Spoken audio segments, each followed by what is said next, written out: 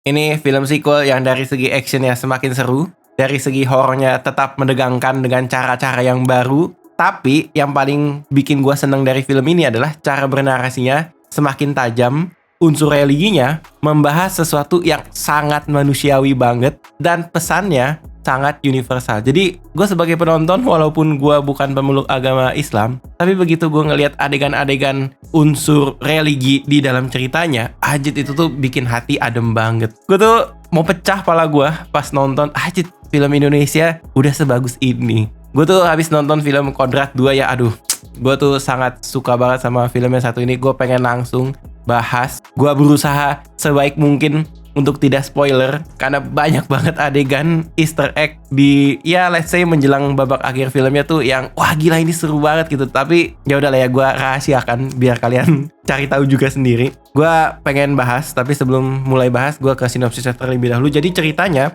ini tuh langsung lanjut dari film pertamanya. Kodrat tuh mencari istrinya yang bernama Aziza. Jadi dia menemukan sebuah petunjuk. Dia pergi ke sebuah pabrik yang ternyata di pabrik itu ada orang-orang jahat yang bersekutu sama setan gitu. Sebenarnya dari segi sinopsisnya gue masih merahasiakan sesuatu lah gitu, karena kalian harus nikmatin sendiri di dalam film. Dan kejutannya berhubungan sama inti ceritanya itu jauh akan lebih nendang ketika kalian tuh nggak cari tahu terlalu banyak lah gitu. Kayak cukup tahu Kodrat cari istrinya yang bernama Aziza, that's it gitu. Nanti akan merasakan, oh ternyata ada porsi ceritanya kayak begini, seru banget gitu. Gue pengen masuk ke poin pertama yang gue suka banget dari film kedua ini. Aduh, dari segi penulisannya gila, oh my god.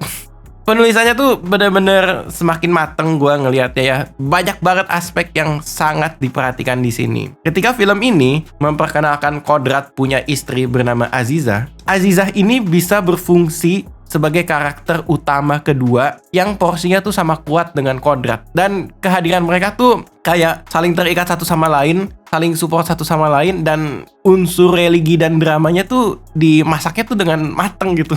Gue suka banget di situ. Jadi film ini tuh bisa memperkenalkan karakter Aziza tuh dengan cara yang luar biasa gitu. Gue sedikit kasih gambarannya. Aziza ini sebenarnya di film pertama tuh di beberapa titik timelinenya ada gitu. Nah, film ini tuh dengan cara yang luar biasa dan jenius tuh kayak oke. Jadi sebenarnya dari film pertama Aziza nih udah ada, tapi angle atau point of view tuh kayak gimana ya? Kayak begini nih gitu. Itu jadi adegan pembuka filmnya yang lagi-lagi meyakinkan gue kalau nonton franchise-nya Kodrat tuh jangan sampai terlambat masuk nonton film, karena adegan pembukanya tuh di set, diatur, dirancang bagus banget. Nah, gak berhenti sampai di situ, dikenalin juga Aziza ini punya kegelisahan apa sih, punya titik nol perjalanan karakter apa yang pengen dicapai sepanjang film Kodrat 2. Dan nantinya hubungannya sama si Kodrat sebagai karakter titik nol Kodrat 2 nih, itu di mana ya nanti, benang merahnya tuh kayak gimana ya, nanti mereka bersinggungannya di tengah cerita sampai masuk ke babak akhir film tuh kayak gimana, itu dijelasin itu tuh bagus banget gitu. Jadi sebagai seorang istri, dia kehilangan anaknya.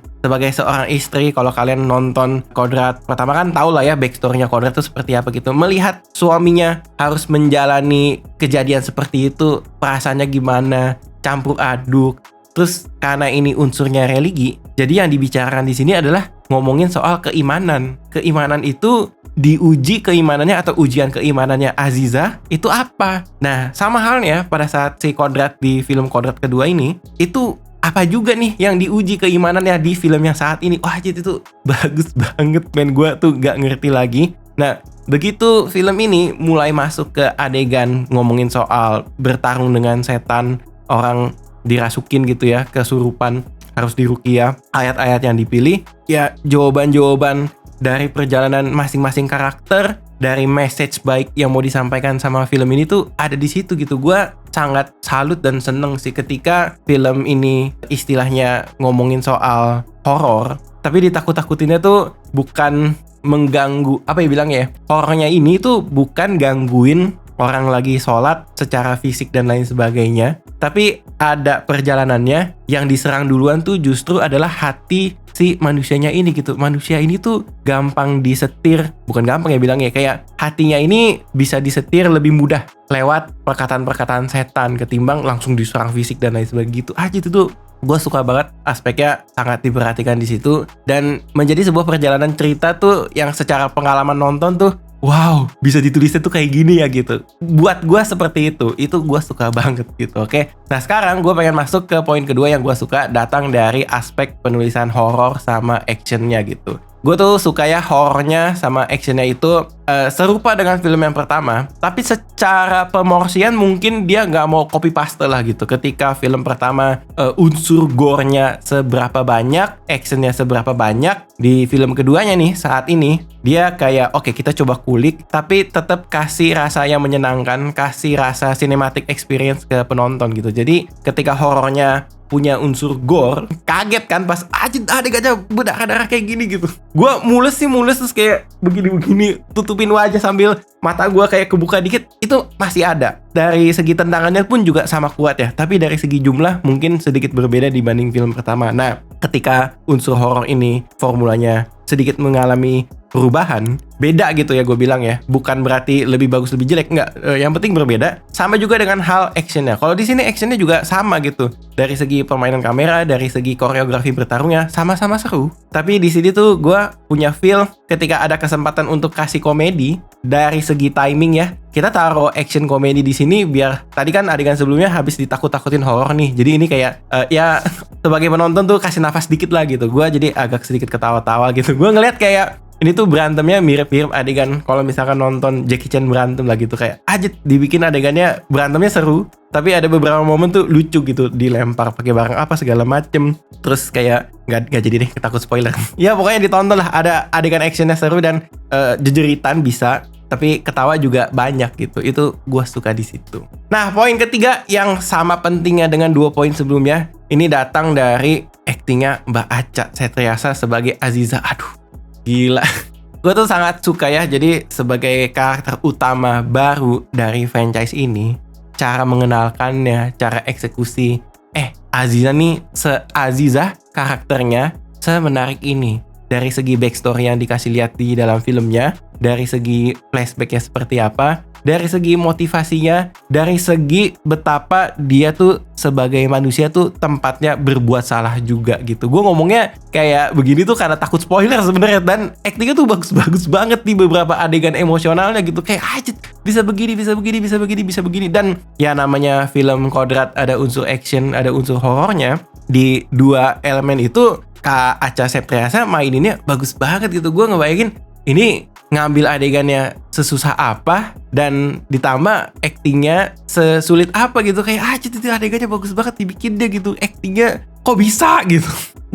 Gue suka gitu, kayak dikejutkan lebih dari satu kali tuh dari dalam satu film yang sama. Buset sih, keren dan seru banget gitu. Oke, nah poin terakhir yang gue suka banget dari film ini datang dari segi production design ya gitu. Jadi production design, pemilihan tempat, pemilihan adegan action, pemilihan adegan horror, gimana treatmentnya, efek-efek audio, efek-efek visualnya, ini sama bagusnya dibanding film yang pertama, tapi lebih banyak dan lebih ger. Menurut gue sih lebih ger gitu ya. Gue sangat merekomendasikan kalau kalian berkesempatan nonton film ini, carilah bioskop yang sound systemnya masih bagus banget ya, masih dalam keadaan prima. Karena dari segi efek suara, ini ada beberapa setan yang merasuki manusia. Jadi dari segi berdialog, dari segi volume suara si setannya, itu efeknya tuh cakep banget. Gue nonton, kebetulan bioskopnya tuh bagus sound systemnya, jadi kayak gitu aja. Suara setannya muter di sini gitu. Ini kok bisa gitu kan. Wah, gue seneng banget. Beneran deh, gak bohong. Gue gak berusaha terlalu lebay, tapi itu yang gue rasakan, itu yang pengen gue share ke kalian di video ini gitu. Itu gue suka banget sih di situ gitu. Oke. Nah, sekarang gue pengen masuk ke poin yang menurut gue kayaknya sih bukan sesuatu yang apa ya bilangnya. Menurut gue ini tuh lebih enak dijadikan sebagai bahan diskusi. Gue tuh ngeliat gini, beberapa hal yang perlu diperhatikan dari film ini barangkali bisa membantu mengatur ekspektasi lah. Jadi pertimbangan ya bilangnya, menjadi bahan pertimbangan. Satu, gue tuh ngerasa dari segi jenis horornya, film ini lebih memberikan rasa takut ke sesuatu yang kita harus pikirin dulu. Jadi misalnya dari segi kalimat yang diucapkan setan-setan atau musuhnya si Kodrat di film ini, itu justru banyak yang menusuk gitu ya, banyak yang nonjok dan bikin gue kepikiran. Gue sebagai orang yang bukan pemeluk agama Islam atau Muslim, gue membaca terjemahan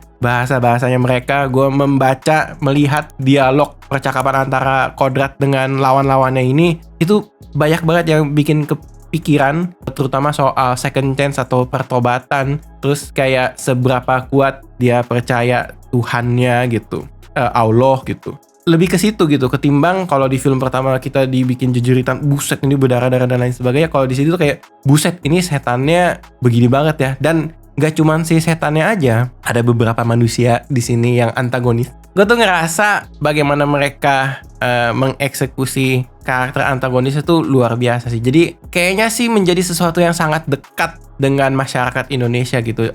Tindakan-tindakan opresif, tindakan-tindakan menindas, tindakan-tindakan yang tanda kutip secara verbal tuh melecehkan gitu. Itu gue kayak anjir, bisa dibikin kayak gini, sengena ini, dan bikin gue kepikiran gitu bahwa kalau kita sebagai manusia masih punya kesempatan untuk menjadi lebih baik tuh harus segera dilakukan lah gitu. Itu gue suka di situ, dan gue pas selesai nonton jadi kepikiran, ya kayaknya film kedua tuh arah horornya tuh lebih ke sana gitu, secara verbal dan lain sebagainya gitu. Oke, nah poin kedua adalah kayaknya film kedua ini dari segi cara bercerita, ketika mendatangkan Azizah sebagai tokoh utama baru yang kedudukannya sama-sama kuat, dan gimana caranya nanti dia sama Kodrat ini saling support satu sama lain dari segi film gitu, roman religi lah ya. Jadi harus diperkenalkan secara delicate, secara baik, secara halus, dan mungkin gue ngerasa di babak awal filmnya tuh jadi relatif lebih sabar. Jadi build up-nya tuh benar-benar slow cook gitu ya, tapi ya seperti bikin rendang. Kalau semakin lama dengan waktu yang tepat dimasaknya, jumlah apinya kayak gimana,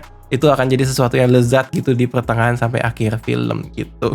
Gue pakai perumpamaan aneh gak sih? Mudah-mudahan gak aneh lah ya. That's it, itu aja yang bisa gue share dari film Kodrat 2. Gue bener-bener suka banget. Gue pengen ketika liburan nanti gue pengen nonton lagi gitu, karena banyak sekali yang pengen gue coba nikmati dari aspek bercerita dan lain sebagainya. Oke, gue baru nonton sekali gitu.